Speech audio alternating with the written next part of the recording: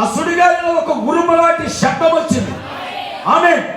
ఆ 7 ఉరుములు, ఆ 7 థండర్స్, ఆ 7 ఉరుముల శబ్దంలో వచ్చిన ఆ శబ్దాన్ని యోబు విన్నాడు.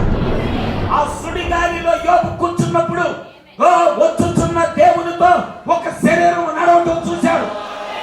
ఆ శరీరం తనదేనని గుర్తుపట్టాడు. ఆమేన్. హల్లెలూయా. అయితే యోబు అనుకున్నాడు, ఈ స్థలం కాదు నేను ఎత్తబడేది, నేను ఎత్తబడే స్థలం మరొకటి, కాబట్టి నేను అక్కడికి వెళ్ళాలి. ఆమేన్. లేచాడు. భార్య మరి మంచిది కాదు, ఎప్పుడు మొగుడు తింటా ఉండేది. భార్య విడిచిపెట్టబడింది. భార్యను వదిలేశాడు, పిల్లలను విడిచిపెట్టాడు, అందరూ విడిచిపెట్టాడు, బయలుదేరి వెళ్ళిపోయాడు. ఇంట్లో కుటుంబంలో పెద్ద మీటింగ్.